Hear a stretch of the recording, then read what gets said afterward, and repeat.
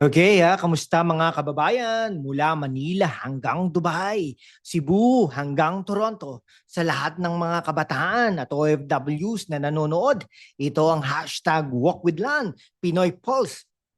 Walang paligoy-ligoy, diretso sa punto. Si Leila de Lima, sinisisi si Senate President Jesus Cudero sa kinahinatnan ng impeachment laban kay Vice President Sara Duterte. Pero mga kapinoy, sino ang tunay na sumblay dito? Si de Lima ba na puno ng drama?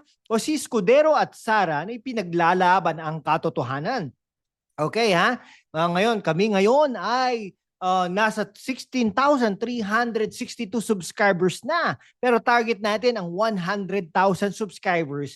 Kaya mga kababayan sa Hong Kong, Sydney at Qatar, i-hit na ang subscribe button, i-like, i-comment at i-share. Magpadala na rin ng super thanks please para suportahan ang content natin para sa inyo.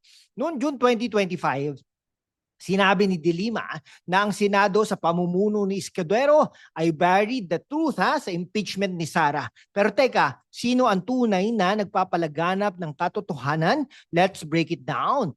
Okay mga kababayan, sa Quezon City, Los Angeles at Jeddah, pag-usapan natin si Leila de Lima. Siya ang dating senador na ngayon ay ML, no? Mamamayang Liberal Party List Representative-elect at miyembro ng prosecution panel laban kay Sara Duterte. Pero bakit parang laging may drama kapag siya ang kasali? Noong June 14, 2025, sinabi ni De Lima na ang pag-remand sa Senado ng impeachment case ni Sara sa House ay korte o kurto. No, isang hakbang tungo sa impunity. Pero teka, si De Lima mismo ay nahatulan ng drug-related charges nung panahon ni Rodrigo Roa Duterte. Ay, hindi pala siya. Sorry, na-accuse, no? Pero hindi siya nahatulan. No? Actually, na-acquit nga siya. No? Talagang no, ang mga paratang labang kay De Lima noon ay tinawag niyang Trump up. Pero ngayon, siya nangunguna sa pag-akusa kay Sara ng mga kasong wala pang solidong ebidensya sa korte. No? Sa isang banda, si De Lima ay may punto. Ang Senado sa pamumuno ni Escudero ay nag-remand ng impeachment case sa House na nagdulot ng pagkaantala. Pero sa kabilang banda, hindi ba't si De Lima rin ang laging gumagawa ng ingay sa media bago pa man magkaroon ng trial? Ang kanyang mga pahayag tulad ng walang hustisya sa palengke ay parang scripted na linya sa teleserye, pero kulang sa kongresong aksyon. Kung si De Lima ang direktor ng impeachment movie na ito, ang title ay The Never Ending Drama, no? Habang siya ay abala sa conferences, ang mga Pinoy sa Riyadh at Singapore ay nagtatanong, saan ang hustisya para sa amin? Isang OFW sa Dubai ang nag-share sa amin. Kuya, si De Lima parang laging may agenda. Nung senador siya, puro rally laban kay Duterte. Ngayon, laban kay Sara, pero kami gusto lang namin ng gobyernong gumagana. Kaya naman mga Kapinoy, oras na para suriin natin kung sino ang tunay na naglilingkod sa bayan. Kung sa tingin mo ay drama queen si De Lima, i-comment mo sa baba. Leila, tama na ang drama at i-share sa mga kababayan natin sa Los Angeles at Vancouver. Mag-super thanks na rin please para suportahan ang channel natin. Ngayon, pag-usapan natin si Senate President Jesus Cudero. Siya ang sinisisi ni De Lima sa pagkaantala ng impeachment ni Sara. Pero mga kababayan, tignan natin ang facts. Si Escudero ay nagpapanatili ng kaayusan sa Senado at ang kanyang desisyon na i-remand ang impeachment case sa House ay base sa konstitusyon. Okay, noong June 10, 2025, ang Senado sa pamumuno ni Escudero ay bumoto ng 18-5 para sa ibalik ang Articles of Impeachment kay Sara sa House para tiyaking sumusunod ito sa one-year bar rule ng konstitusyon. Si Escudero ay malinaw hindi ito dismissal, kundi isang hakbang para siguraduhin tama ang proseso. Sa kabila ng mga akusasyon, si De Lima sinabi ni Escudero na ang Senado ay fair and unbiased at sumusunod lamang sa batas. Sa isang banda, ang mga kritiko tulad ni De Lima ay nagsasabing ang pag-remand ay paraan para protektahan si Sara. Pero sa kabilang banda, si Escudero ay tama sa kanyang argumento na ang Senado ay hindi dapat magmadali. No? Sa isang kasong may constitutional questions, ang kanyang desisyon ay suportado ng 18 senador, kabilang ang mga independent tulad ni Alan Peter Cayetano. Okay ha, kung si Escudero ang coach ng impeachment game, siya ang tipong magpapasa ng bola sa tamang player. Hindi yung basta-basta mag-shoot ha.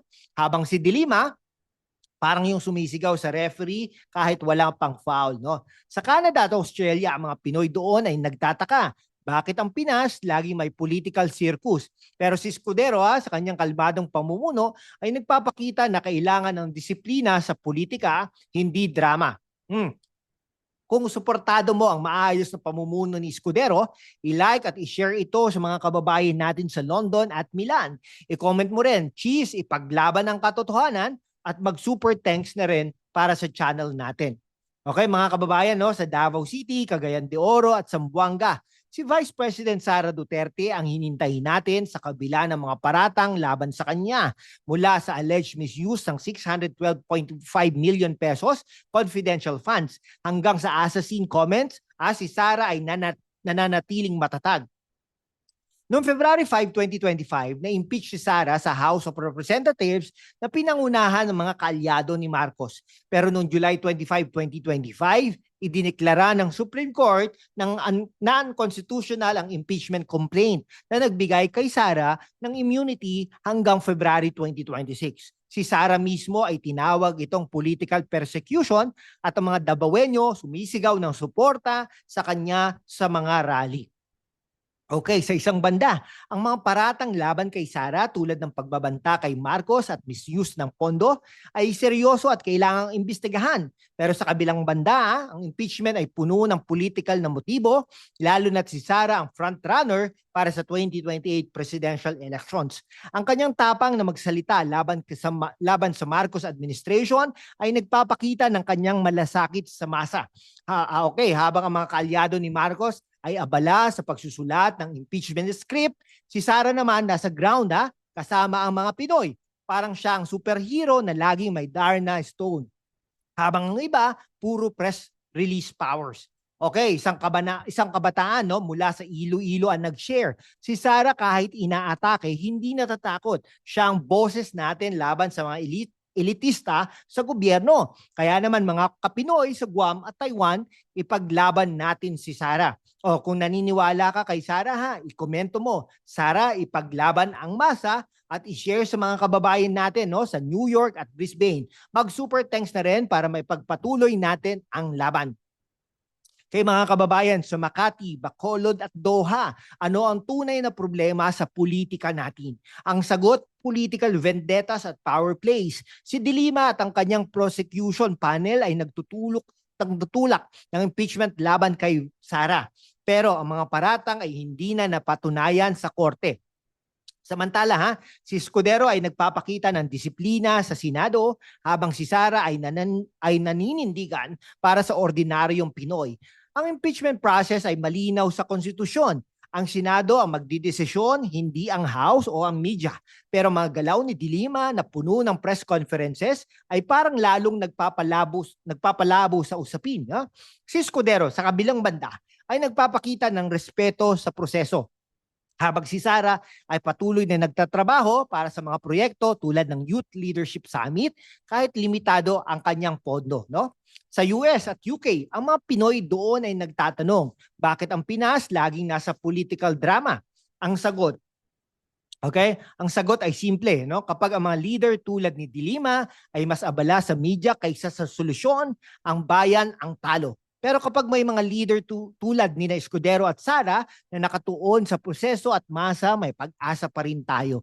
Kung ang politika ay isang laro, si Dilima ang MVP ng presscon, pero si Escudero at Sara ang tunay na naglalaro para manalo ang bayan.